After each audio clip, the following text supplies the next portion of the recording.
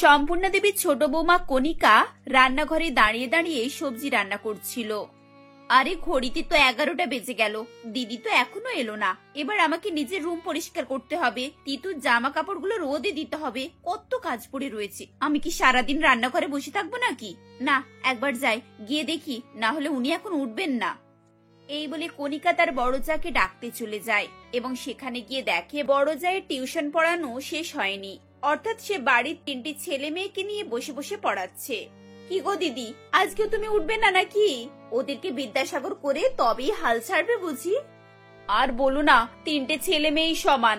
অর্ধেক দিন এরা হোমওয়ার্ক করে না জানো, সব সময় দুষ্টুমি আর দুষ্টুমি। মাত্র 15 দিন পর এদের পরীক্ষা, আর অর্ধেকের বেশি চ্যাপ্টার এখনো পড়ানো বাকি। কি করে যে পরীক্ষা দেবে কে জানে। সে কি কথা, তুমি প্রত্যেক দিন তো এদেরকে 2 ঘন্টা করে পড়াচ্ছ, তাও এদের এত পড়া বাকি? বলি এতদিন ধরে তাহলে তুমি কি পড়াচ্ছ? দেখো কণিকা, পড়ানোটা না খুব একটা সহজ কাজ বলে মনে করো না। এরা সবাই ইংলিশ মিডিয়াম স্কুলে পড়ে। এদের পড়াশোনা আমাদের পড়াশোনা থেকে অনেক বেশি আলাদা। এক একটা সাবজেক্টে 3টে করে বই থাকে জানো। এদের কত প্রেসার জানো। থাক থাক, আমি যদি একটু ইংরেজি জানতাম তাহলে আমি নিজেই এদেরকে পড়িয়ে দিতাম। আর তোমার থেকে না কম সময়েও পড়ানো হয়ে যেত। শুধু শুধু 3 ঘন্টা ধরে বসে বসে মাত্র 2-3টে বইয়ের পড়া হয় এদের। কণিকা, তুমি কিন্তু একটু বেশি বাড়াবাড়ি করছো। যেটা জানো না সে বিষয়ে কথা বলো না। আর সব থেকে বড় কথা হলো তুমি তোমার কাজ করে চলে যাও। আমার কাজে কেন দখল দিতে এসেছো? দখল কোথায় দিচ্ছি দিদি? রান্নাঘরে 1000টা কাজ বাকি রয়েছে। ওখানে চলো, তোমাকে কিছু সময় ওখানেও দিতে হবে, কারণ সবাইকে খাওয়ানোর দায়িত্ব আমার একার নয়, বুঝলে? আচ্ছা ঠিক আছে, দাঁড়াও, এদেরকে কিছুটা অঙ্ক দিয়ে দিই, তাহলে বসে বসে এরা কাজ করবে। এই বলে জয়শ্রী 3টে ছেলে মেয়েকে বেশি করে অঙ্ক করতে দিয়ে দেয় এবং তার ছোট জায়ের সঙ্গে রান্নাঘরে যায়, কাজকর্ম শুরু করে। এরই মাঝে বাইরে থেকে খুব জোর কিছু ভাঙার শব্দ হয়। 2 জায়ে ছুটে এসে দেখে ছেলে মেয়েরা খেলতে খেলতে কাঁচের আলমারির সামনের 2টো পাল্লা ভেঙে ফেলেছে। ঠিক এমন সময় শাশুড়ি চিৎকার করে বলেন, আরে বাবা, তোমরা কি দেখতে পাচ্ছ না ছেলেগুলো কি করলো? বলি তোমরা 2 জায়ে কোথায় আর ছেলেগুলো কোথায়? ছেলেরা তখন থেকে দুষ্টুমি করছে, ভাঙাভাঙি করছে, আর তোমরা গল্প গুজবে মত্ত নাকি? মা, আমরা তো রান্নাঘরে রান্না করছিলাম, ওরা যেরকম দুষ্টুমি করবে তা আমরা কি করে জানবো বলুন? মা, আমি সবেমাত্র ওদেরকে পড়া দিয়ে গেলাম, আর তার আগে আমি ওদেরকে 3 ঘন্টা বসে বসে পড়িয়েছি। এই 5 মিনিটে ওরা এরকম কাণ্ড করে বসবে তা তো আমি বুঝতে পারিনি। আরে থাক থাক, তোমাদেরকে আর এত সব বাহানা দিতে হবে না। 3টে ছেলে, তাদের 2টো মা, তাও সামলাতে পারছো না। আমাদের যুগে একটা মা 4টে-5টা করে ছেলে সামলাতে হতো। এখন দেখো, এই দামি আলমারি 2টো কাঁচ ভেঙে ফেলেছে। এই কাঁচ সারাতে কম করে 7,000 টাকা খরচ হবে। শাশুড়ির কথা শুনে 2 বউ খানিকক্ষণ চুপ করে যায়। তারপর তিনি চুপ করলে তারা রান্নাঘরে নিজেদের মধ্যে আলোচনা শুরু করে। দেখলে তো মা কিরকম ভাবে কথা শোনাচ্ছে। আচ্ছা বলি, এই সংসারে খরচ তো আমাদের স্বামীরাই দেয়, তাহলে তাদের ছেলেমেয়েরা যদি জিনিসপত্র ভাঙাভাঙি করে তাতে আমরা কি করব? আরে দিদি, ছাড়ো তো ওনার কথা। আমি ওসব কথাতে কোনো রকমের কান দিই না। ছেলেমেয়েরা খেললে জিনিসপত্র তো একটু ভাঙবেই, নষ্ট হবেই। যদি জিনিসপত্রের এত মায়া, সবকিছু কাঁচের না রেখে লোহার রাখলেই তো পারতো। আরে তা যা বলেছো, আমারও তো মনে হয় জিনিসপত্র সব লোহার বানালেই ভালো। অন্তত শাশুড়ি মায়ের কাছ থেকে রোজ রোজ এরকম কথা তো শুনতে হবে না। পরের দিন 3 ছেলে মেয়ে মিলে ডাইনিং রুমে খেলছিল। কিন্তু দাদা, আমার তো একদম ভালো লাগছে না। ঠিক আছে, আমরা না হয় বল নিয়ে খেলবো না, কিন্তু ধরাধরি তো খেলতেই পারি, তাই না? কিন্তু ধরাধরি তো খেলতেই পারি। ধরাধরি খেললে কি হবে দাদা? আমরা তো ওই দিকটা যাব না, এই ফাঁকা জায়গাটা একটু খেলবো। চলো না খেলি। এই বলে 3 ছেলে মেয়ে তাড়াতাড়ি খেলা শুরু করে। আধ ঘন্টা যেতে না যেতেই আবার বাইরে কিছু ভাঙার শব্দ হয়। তখনই সবাই ছুটে এসে দেখে বাড়ির 2টো দামি ফুলদানি ভেঙে পড়ে রয়েছে। হ্যাঁ হ্যাঁ, ভাঙ ভাঙ, তোরা যত পারে ভাঙ। একদিন দেখবি ঘরটাকে তোরা ভেঙে ফেলেছিস। আরে লোকের বাড়িতে কি ছেলে পুলে নেই? তারা কি সারা দিন এইভাবে ঘরে উৎপাত করে নাকি? যেমন তোদের মায়েরা তেমনি তোরাও হয়েছিস। বাড়ির সব জিনিস ধ্বংস করতে একেবারে এক্সপার্ট। মা প্লিজ, আপনি এভাবে বলবেন না। ওরা ছোট বাচ্চা, খেলতে খেলতে না হয় 2-1টা জিনিস ভেঙেই ফেলে, তা বলে আপনি ওদেরকে যাচ্ছে তাই ভাবে বলবেন? শোনো বৌমা, আমি কাকে কি বলবো না বলবো সেটা তোমার কাছ থেকে আমাকে শিখতে হবে না। নিজেরা সারাদিন ছেলে মেয়েদের উপরে নজর রাখবে না, সারাদিন কি করো না করো কে জানে, জিনিসপত্র ভেঙে নষ্ট হয়ে যাচ্ছে, তাতে তোমাদের কি? তোমাদেরকে তো আর এইসবের টাকা পয়সা দিতে হয় না। বাড়িতে বসে আরাম করো, ভালো মন্দ খাও, টিভি দেখো, ফোন দেখো, আর সময় সময় হাতে টাকা পেয়ে যাচ্ছ, আবার কি চাই? আবার শাশুড়ির কথা শোনানো শুরু হয়ে যায়। এভাবেই দিনের পর দিন চলতে থাকে। বাচ্চারা কখনো কাঁচের ফুলদানি, কখনো ঘড়ি, কখনো চশমা ইত্যাদি ভাঙতে শুরু করে। দিদি, এবার কিন্তু আর পারা যাচ্ছে না। চলো আমরা এক কাজ করি, সত্যি সত্যি বাড়ির সমস্ত আসবাবপত্র আমরা লোহার বানিয়ে ফেলি। তারপর দেখবে বাচ্চারা সেগুলো নিয়ে খেলা করবে না, আর সেগুলো হাত থেকে পড়ে ভেঙে যাওয়ার কোনো সম্ভাবনাও থাকবে না। হ্যাঁ গো, আমারও না তাই মনে হচ্ছে। রোজ রোজ এই অশান্তি আর ভালো লাগছে না। আমি আজকে সবার সঙ্গে কথা বলে ব্যাপারটাকে ফাইনাল করে নেব। তুমি কিন্তু আমার সঙ্গে থেকো, দুজনে মিলে বললে কথার জোর বাড়বে, বুঝলে? ঠিক আছে দিদি, কোনো সমস্যা নেই, আমরা দুজনে মিলে সবাইকে মানিয়ে নেব। সন্ধ্যাবেলা দুজনে স্বামী ফিরে এলে তারা স্বামীদেরকে বোঝায় এবং রাজি করায়। পরের দিন থেকে বাড়ির সমস্ত ফার্নিচার লোহার ফার্নিচার দ্বারা রিপ্লেস করা হয়। টেবিল, চেয়ার, সোফা সবকিছু লোহার। বাড়িতে কাঁচের প্লেট সরিয়ে লোহার প্লেট আনা হয়। খেতে বসে শ্বশুরমশাই এবং শাশুড়ি মা এই নিয়ে আপত্তি করে। বলি বৌমা, প্লেটগুলোকে লোহার আনানোর কি দরকার ছিল?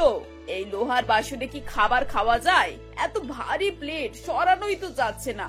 একটা গ্লাস বাটি তুলতে গেলে মনে হচ্ছে যেন পাথর দিয়ে ভরা।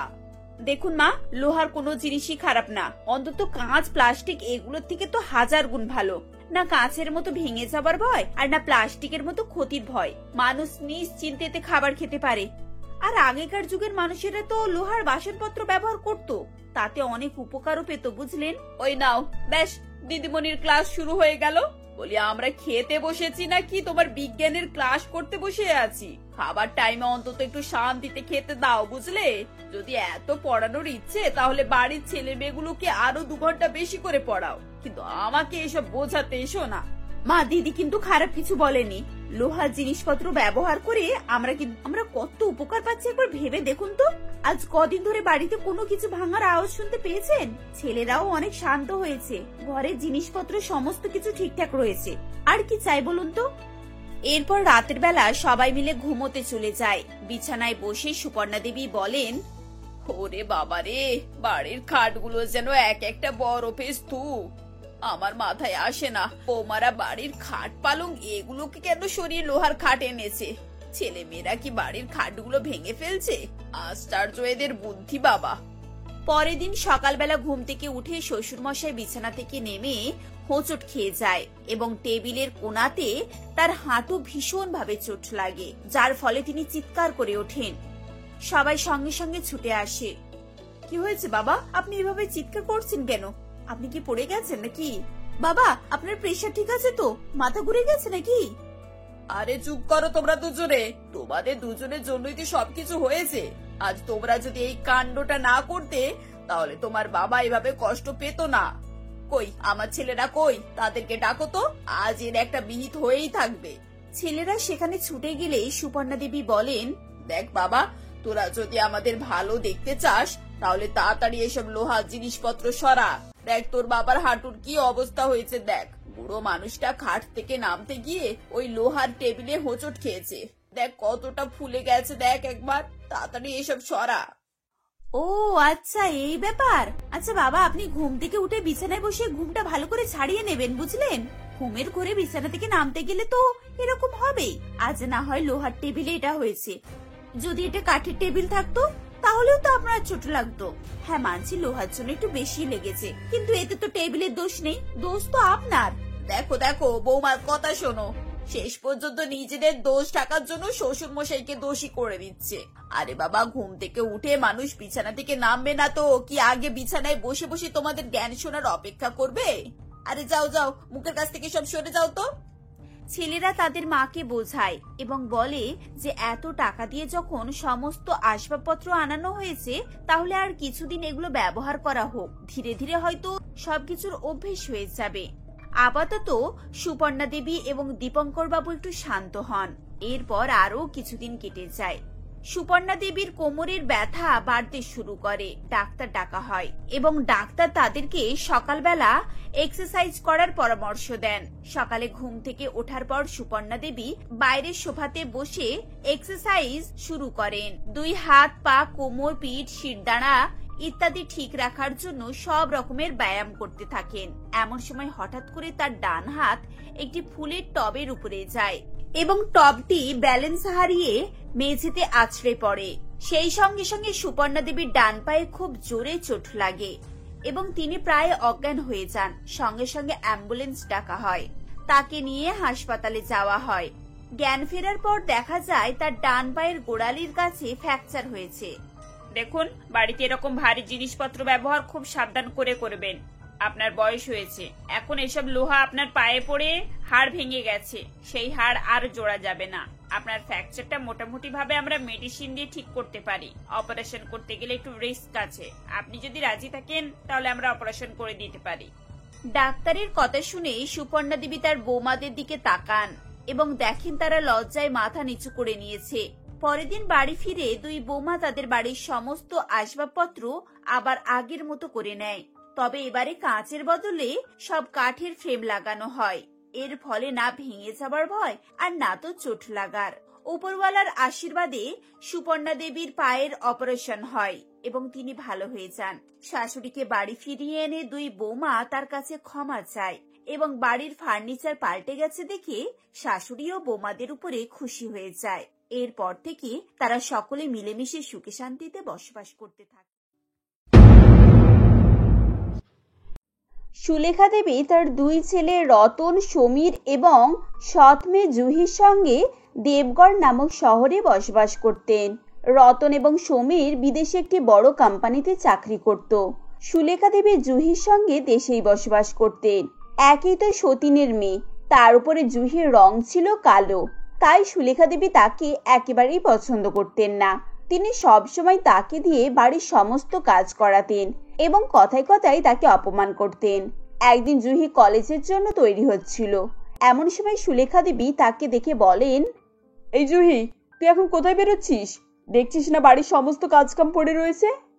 মা, আমি তো তোমাকে কালকে বলেছিলাম যে আমি কলেজে যাব। আজ থেকে আমার ক্লাস শুরু। কি আবার ওই কলেজের ভূত তোর মাথায় চেপে বসেছে? তোকে না কতবার বলেছি এই কলেজ টলেজ ছাড় এবার।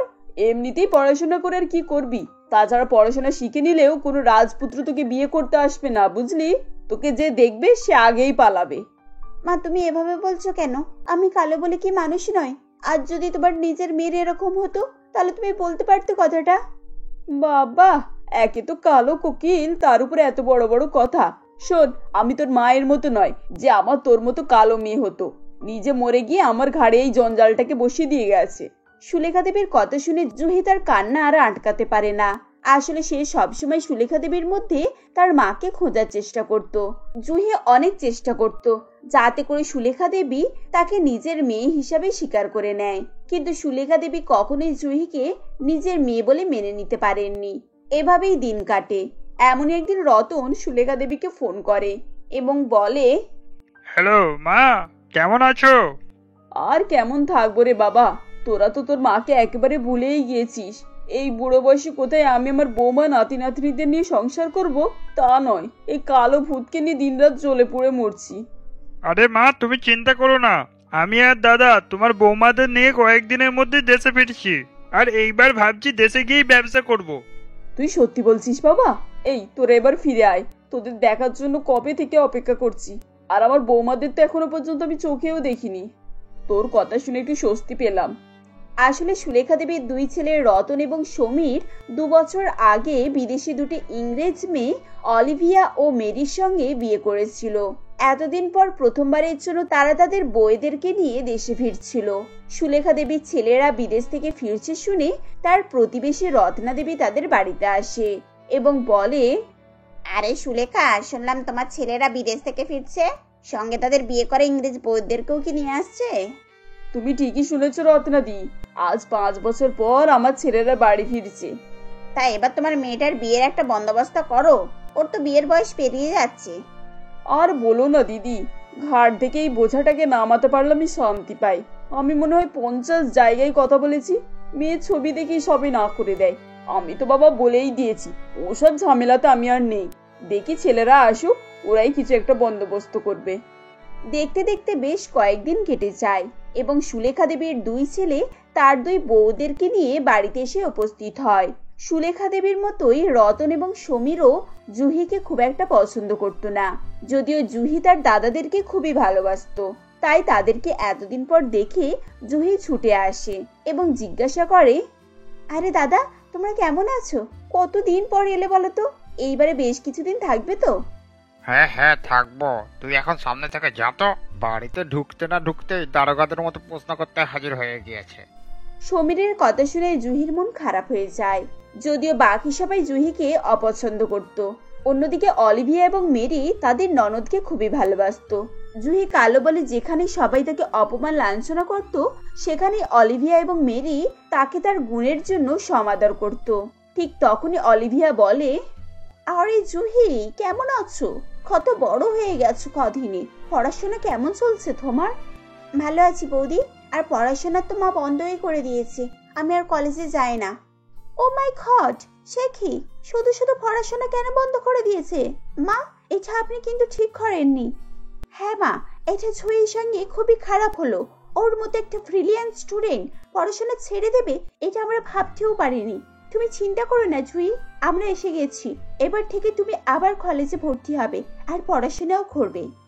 এরপর অলিভিয়া এবং মেরি জুহিকে নিয়ে উপরের ঘরে চলে যায়। ঠিক তখনই সুলেখা দেবী তার ছেলেদেরকে বলেন, বাবা তোরা তো দেখলি বৌমারা কেমন করে ওই মেয়েকে মাথায় করে রাখে, আমার কথা শোনে না। তোরা তাড়াতাড়ি যে কোনো একটা ছেলে দেখে ওই মেয়েটার বিয়ে দিয়ে দে।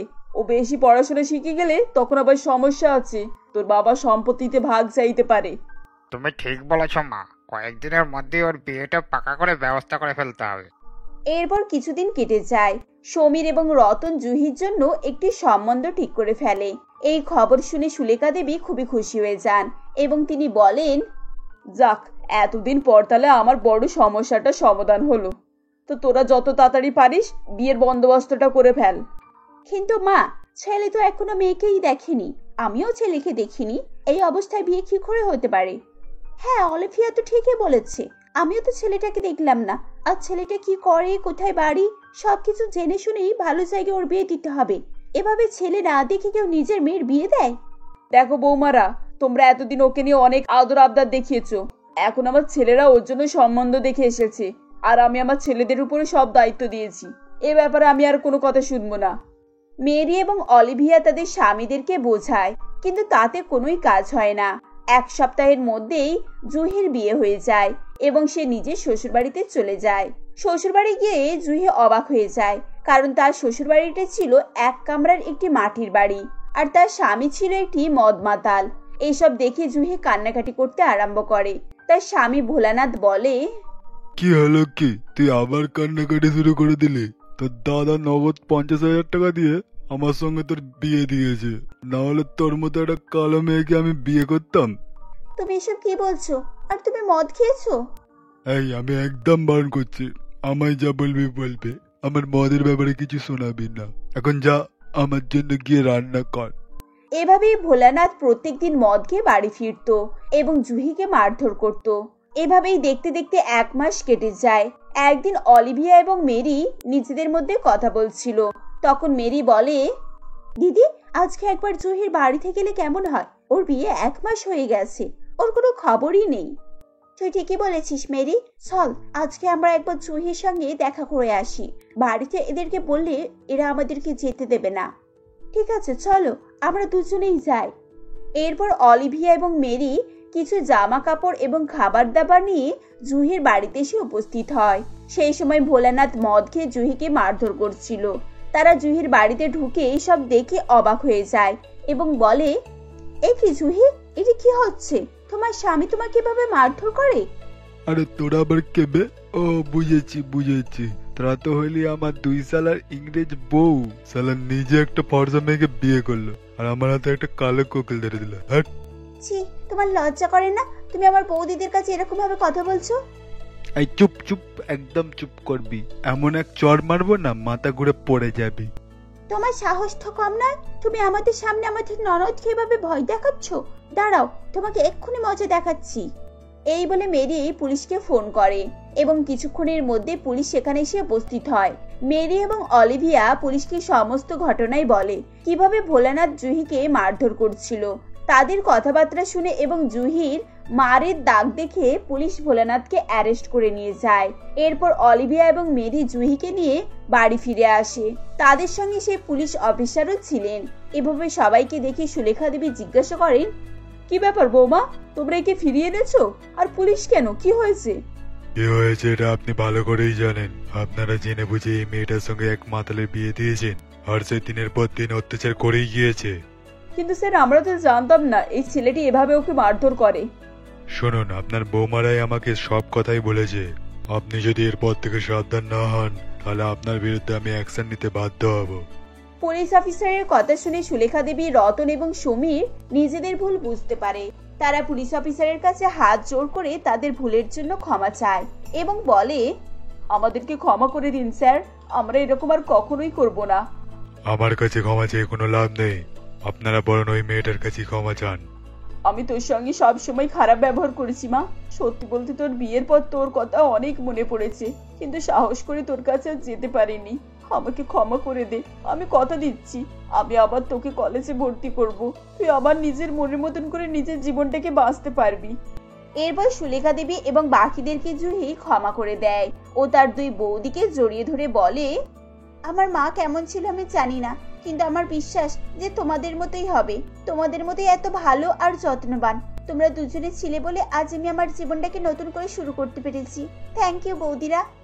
জুহির কথা শুনে তার দুই বৌদির চোখে জল চলে আসে। এরপর থেকে জুহি আবার নতুন করে পড়াশোনা করে। এখন তার জীবনে আর কোনোই সমস্যা থাকে না।